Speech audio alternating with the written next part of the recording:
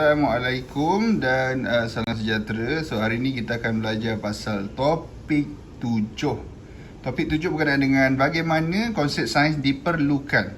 Kita kena ajar kanak-kanak ni apa yang diperlukan dalam konsep sains ni. Okey, yang pertama dia ada kat sini nampak ni. Okey, kita pergi kepada pengalaman natural, maknanya berlaku secara semula jadi atau spontan, diperoleh semasa melakukan aktiviti seharian. Okey, kita fokus di sini.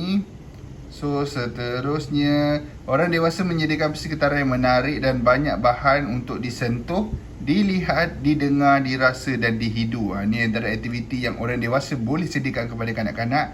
So seterusnya, orang dewasa memerhati dan bertindak balas dengan anggukkan senyuman dan pujian. Ini benda paling simple lah.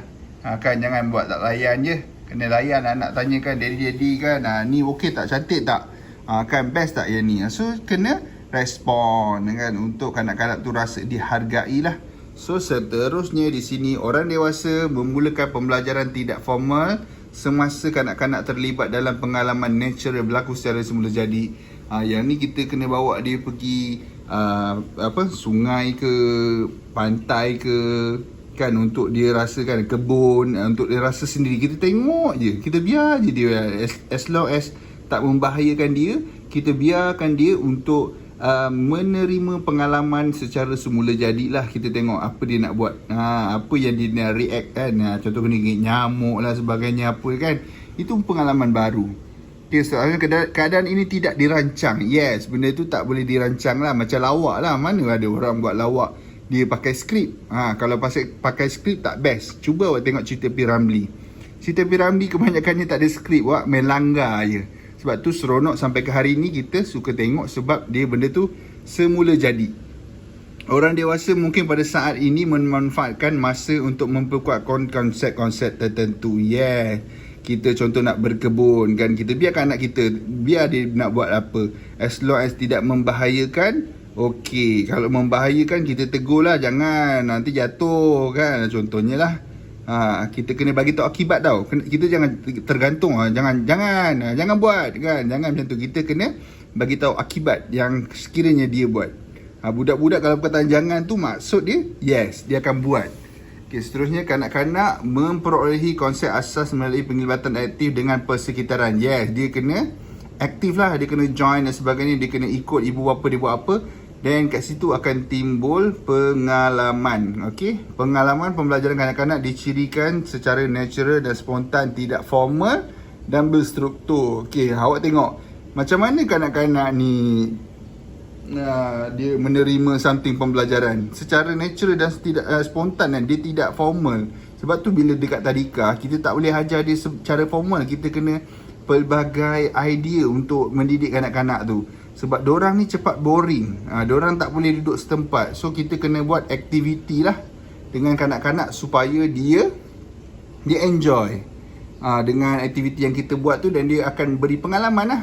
So bila dia pergi sekolah, dia cerita akan masa cuti dulu kan, bapak kita bawa pergi jalan-jalan pantai, kita buat sandcastle, kita naik banana boat. So dia akan cerita dekat kawan-kawan dia, dan kawan-kawan dia macam mungkin kawan-kawan dia tak pernah buat benda tu. So kanak-kanak tu akan suruh bapak dia bawa lah pergi pantai dan buat aktiviti yang kawan dia ceritakan. Okey, so seterusnya di sini, pembelajaran aktiviti telah dirancang. Inilah boleh juga rancangkan. Contoh buat aktiviti, buat dulu ni baru boleh main game. Contohnya, sebab tu kita kena ada reward dengan ni lah, kena dengar cakap dan sebagainya. Kita akan bagi something sebagai reward. Benda tu dirancang supaya kanak-kanak tu tak lalai. Beberapa situasi boleh digunakan untuk pengalaman berstruktur dengan kumpulan kecil pada waktu tertentu, adik-beradik dan dalam kelas lah, dalam kelas ada 2 orang atau 3 orang. Pada bila-bila masa, ni dah adik-beradik lah. Dengan kumpulan besar dalam kelas lah, contoh kita boleh buat pergi zoo kan, tapi sekarang ni COVID kan, so kita elakkan lah buat aktiviti berkumpulan tu. Okey, ni contoh bagaimana kanak-kanak belajar konsep. Dia ada 1, 2, 3, 4, 5, 6, 7. Pertama, tetapkan papan lapis bersaiz 2 kaki untuk disandarkan pada blok besar bagi buat jalan. Okay, ni macam buat titi tu lah. Ni antara aktiviti yang boleh buat lah. berikan ke mereka kereta. Kereta pelbagai saiz dan berat untuk turunkan jalan tu lah. Kita tengok siapa yang paling laju, siapa yang paling jauh. Kan biarkan kanak-kanak mereka menentukan idea mereka. Ikut idea diorang lah nak main macam mana. Kan sama nak tengok paling laju ke, nak tengok paling slow ke. Guru mungkin bertanya soalan. Cikgu akan tanya, kenapa kereta merah tu laju? Sebab kereta tu merah tu berat sikit. Dan budak akan explain lah kenapa dia laju, kenapa dia macam ni, kenapa dia perlahan, kenapa dia tak jalan jauh. Sebab dia berat contohnya kan, tayar dia kecil contohnya kan. So ada pelbagai jawapan, cikgu just layan dan kita tengok sejauh mana pemikiran kanak-kanak tu.